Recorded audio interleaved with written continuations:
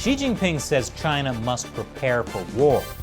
Meanwhile, China is putting Hong Kong under tighter control. And the US and China are in a new Cold War. But who started it?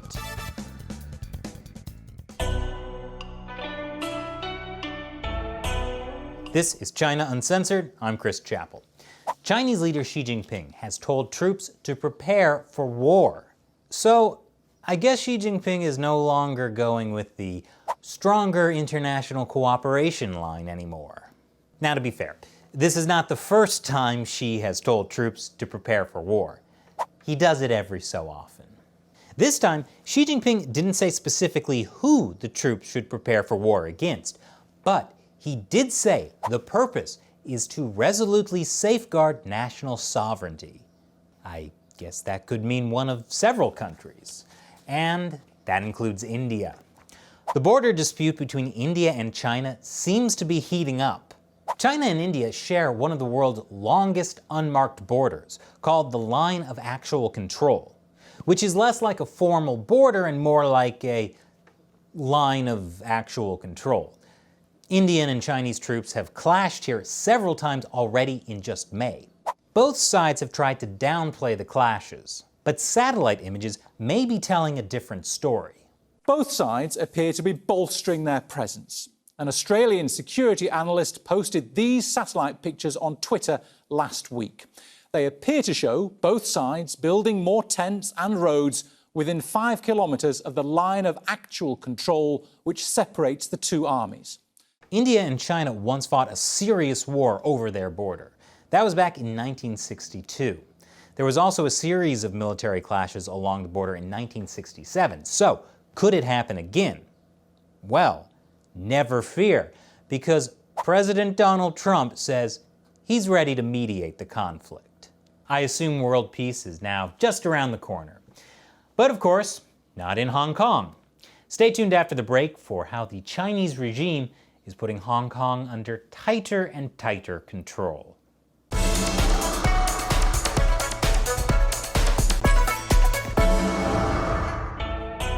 Welcome back to China Uncensored. I'm Chris Chappell. Hong Kong, the Pearl of the Orient, a pearl that's currently being swallowed up by the gaping maw of an ancient, once slumbering evil, the Chinese Communist Cthulhu. That's not me saying that. It's the US State Department. Okay, they said it in slightly less colorful language. According to the Hong Kong Human Rights and Democracy Act, each year, the State Department has to tell Congress whether Hong Kong is sufficiently autonomous from China to justify its unique treatment. This week, US Secretary of State Mike Pompeo told Congress that no reasonable person can assert today that Hong Kong maintains a high degree of autonomy from China, given facts on the ground. That is huge. Not this huge, but it's significant. Pompeo made that statement on May 27th, a week after Beijing suddenly announced that the National People's Congress, or NPC, would look at passing a national security law for Hong Kong. The law would ban secession, subversion of state power, foreign interference, and terrorism. Now, all that would not be quite as scary if we were talking about a liberal democracy.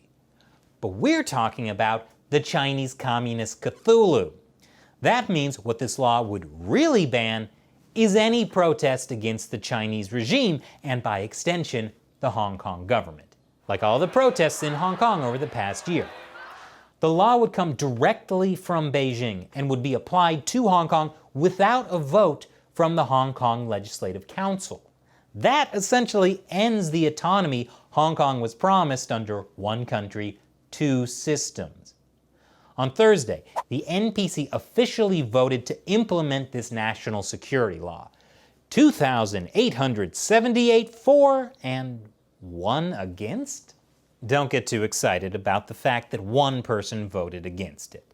The same thing happened during the vote to end term limits for Chinese leader Xi Jinping. It's how the Chinese Communist Party likes to pretend these are democratic votes. I mean, having everyone vote for something unanimously would look suspicious. So, let's just have one person vote against it. Perfect. Looks totally legit now. Now, it's important to clarify that the NPC vote does not mean the national security law has been passed. They have to write it first. Yeah, that's how it works. First, the NPC votes for the law, and then the NPC Standing Committee figures out what's in it. Look, don't ask questions. But we do have at least an idea of what will be in the law from the text of the NPC's decision to establish it. For example, Section 2 says that the state will employ necessary measures to counter, lawfully prevent, stop, and punish foreign and overseas forces' use of Hong Kong to carry out separatist, subversive, infiltrative, or destructive activities. So, I'm not sure how welcome China Uncensored would be in Hong Kong under this new national security law. But the most alarming part of the upcoming law is in Section 4. The organs of the Central People's Government relevant for the protection of national security are to set up institutions in the Hong Kong Special Administrative Region as required to lawfully perform duties related to the preservation of national security. Let me translate. That means that Chinese secret police, either the Ministry of State Security or something like that, would be allowed to legally operate in Hong Kong. That's never happened before. And it's one more sign that one country, two systems is over. You know, millions of Hong Kongers marched in the streets last year because they were afraid of being dragged away to the secret police in China, which then really happened. But good news, Hong Kongers, now you won't have to worry about that anymore because Beijing is bringing the secret police to you. Now, despite the risks, the people of Hong Kong haven't taken this lying down. Thousands marched through the streets over the weekend to protest the national security law. These signs say, "Heaven will destroy the Chinese Communist Party." Yeah, holding or even printing those signs will probably be illegal under the national security law. Meanwhile, those protesters were met with familiar tear gas and pepper guns from the Hong Kong police. But protests broke out again on Wednesday when the Hong Kong Legislative Council was debating a national anthem law. Oh yeah, I haven't even talked about the national anthem law yet. It would mean that Hong Kongers could be jailed for up to 3 years for parodying or insulting the Chinese national anthem. And Hong Kong's pro-Beijing lawmakers have been trying to push that law through this week. But it hasn't been easy. This is pro-democracy lawmaker Eddie Chu being physically dragged out of LegCo for opposing it. And Hong Kong police were stationed across the city on Wednesday to stop protesters from marching against it.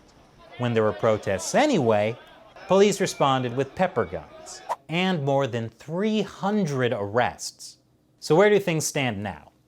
It's not clear how long it will take the NPC Standing Committee to write the national security law for Hong Kong. It could take as little as a month, or it could be several months. Meanwhile, the backlash against the Chinese Communist Party for the law has been more substantial than they were probably expecting. The US, UK, Australia, and Canada issued a joint statement condemning the move. Taiwan says it will welcome Hong Kongers who flee the security law crackdown. But the most significant response is the US declaring that Hong Kong is no longer autonomous from China. That could be a huge blow to Hong Kong's status as an international financial hub. It opens the door for the US Congress or President Trump to issue sanctions against Chinese and Hong Kong officials, or to revoke America's special trade status with Hong Kong. Now, while those actions would definitely harm the Chinese Communist Party, some of them could also harm Hong Kong. But many Hong Kongers are welcoming the US government's actions anyway. That's because one of the growing themes of the Hong Kong protests has been the idea of lam chao. In English, this idea has been translated as, if we burn, you burn with us. Basically, the Hong Kong protesters know they can't stop their city from being swallowed by the Chinese Communist Cthulhu.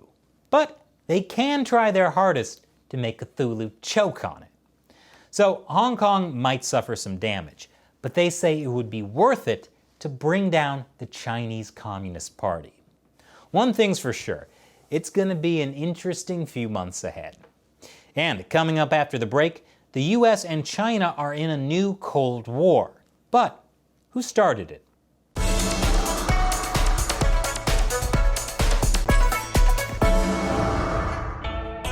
Welcome back to China Uncensored. I'm Chris Chappell. Last week, Chinese Foreign Minister Wang Yi warned the US against taking the US and China to the brink of a new Cold War. Yes, as the US government increasingly calls out the Chinese Communist Party, there is growing concern among Western media over the idea of a new Cold War. For example, this article saying that a new Cold War could devastate the global economy. Why is it happening now? Well, it's because of the coronavirus pandemic. No, wait, it's because of Hong Kong. Look, the important thing is a new Cold War has begun. It's already underway. And who started this whole Cold War anyway? Did Trump ignite a Cold War with China to win the election? Or did the new Cold War start in Beijing? Look, the answer to that is clear. Everybody knows that whoever smelt it, dealt it. Unless whoever denied it, supplied it. Obviously.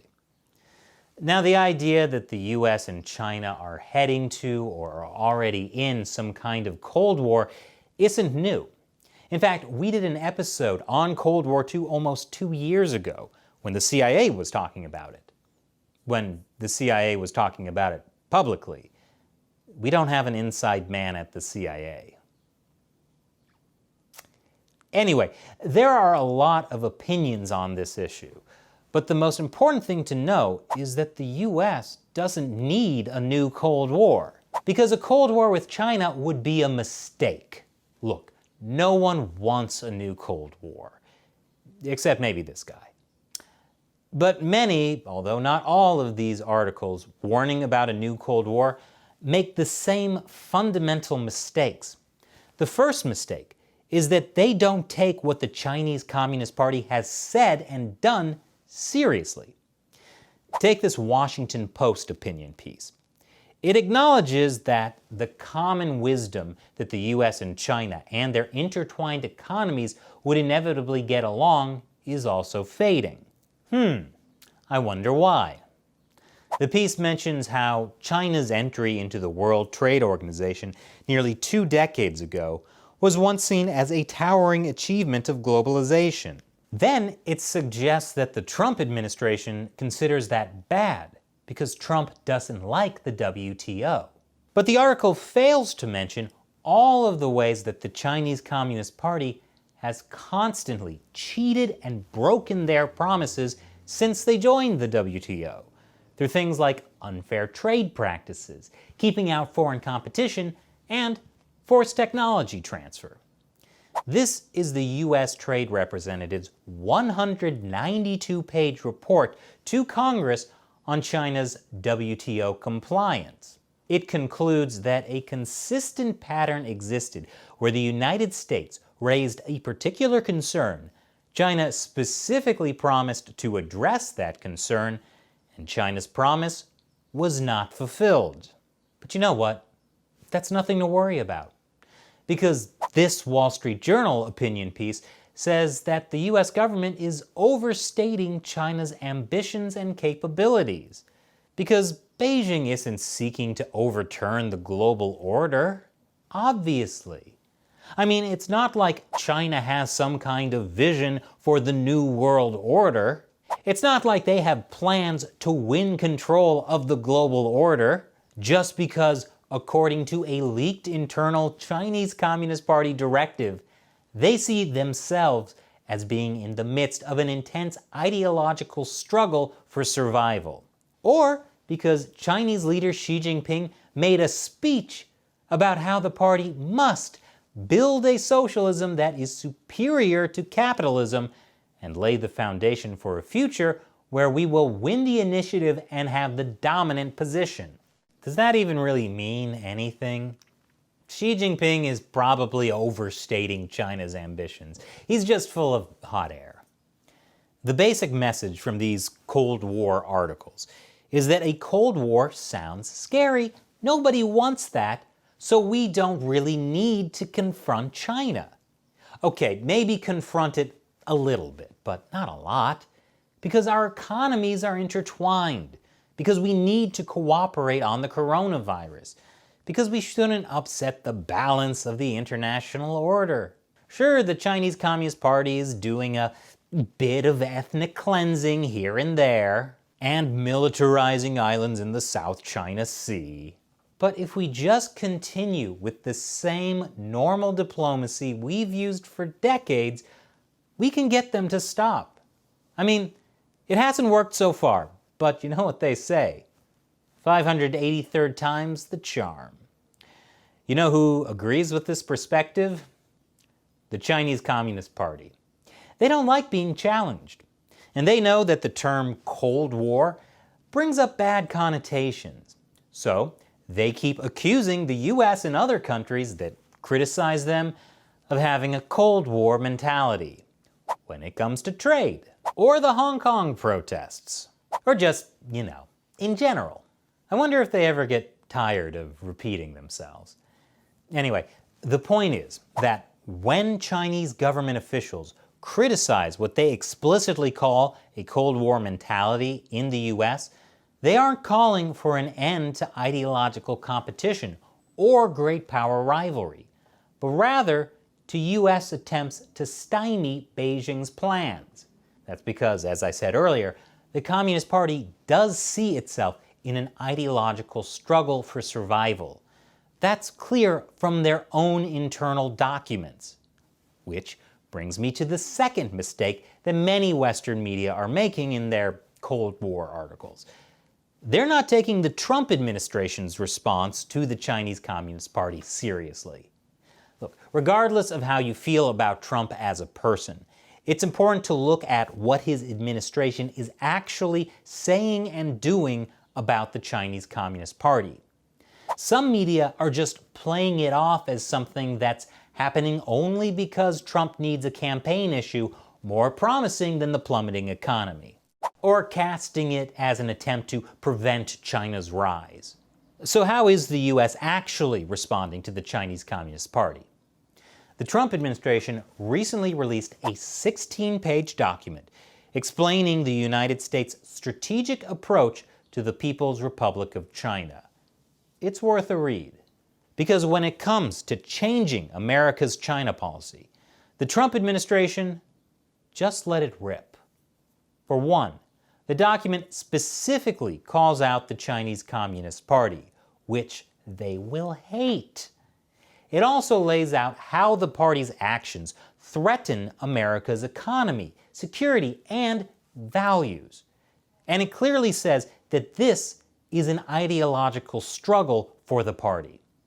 Given the strategic choices China's leadership is making, the United States now acknowledges and accepts the relationship with the PRC as the CCP has always framed it internally, one of great power competition. The administration states that the US is not trying to prevent China's rise, and that China's future can only be determined by the Chinese people themselves. But they're also clear that they're not going to accept how the Communist Party wants to frame things, calling out the CCP's attempts at false equivalency as well as Beijing's propaganda and false narratives that distort the truth and attempt to demean American values and ideals. The US will also respond to what the CCP actually does, not what it promises to do. And when quiet diplomacy proves futile, the United States will increase public pressure on the Chinese government and take action to protect United States interests by leveraging proportional costs when necessary. Wow. Like I said, the whole document is worth reading. So whether or not you want to call it a new Cold War, it's clear that the US is not backing down from an overall strategic approach to confronting the Chinese Communist Party. The question is, how will the party respond to the US government's tougher stance? After all, for years, they've managed to get their silent but deadly diplomacy past the rest of the world. And now, the US is lit to match. And that's it for this week's China Uncensored. I'm Chris Chappell. See you next time. Viewers have described China Uncensored like The Daily Show, but about China.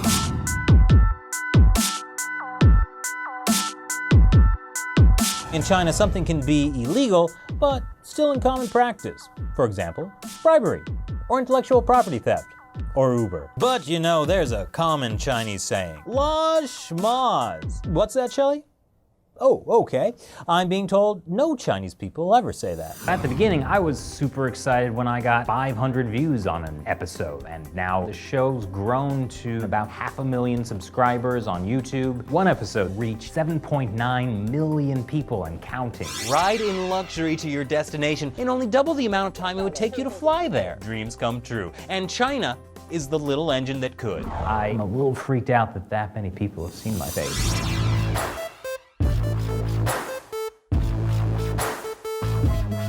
It's kind of ironic that I'm the minority in a show about China. People in the comments, they'll be like, "You're a traitor." I'm being a patriot. This is my way of showing that I love the country that I came from. Matt, Shelley, and I went to the Philippines to disputed waters, the Scarborough Shoal. China and the Philippines claim the Scarborough Shoal. The Chinese military is asserting its claims in the South China Sea, so there's a dispute. We had to take a rickety little Filipino fishing boat surrounded by threatening Chinese Coast Guard vessels. Chris planted the China Uncensored flag, and then we got away with it. Chris, Shelley, our cameraman, and I went to the Waldorf Astoria in New York, hoping to interview the leader of China, Xi Jinping. Oh, we are being helped. Going to... What is it? China Uncensored? China Uncensored, yeah. I don't suppose there's a chance I could use it. Down the staircase. The lead security guard followed us out and said we were banned for life from the Waldorf Astoria.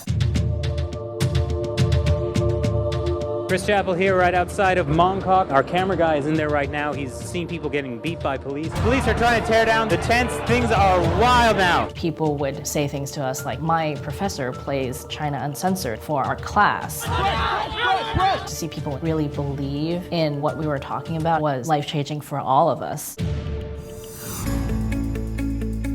One word you would use to describe Chris Chappell. Committed. Hilarious. Engaging. Intriguing. Have you heard of China Uncensored? Great comedy show. Hey, have you heard of China Uncensored? It's starring me. It's more and more obvious that China is having a major influence on the US. The way that the US is treating China now, it will start to affect people's lives, and they'll need somewhere to go to learn about that. Hey, have you heard of China Uncensored? 中国解密. In 5 years, I see China Uncensored as the only show available on TV or the internet. It will be the sole source of edutainment worldwide. Have you heard of China Uncensored? I have. You actually have? He's heard of China Uncensored. I love China Uncensored.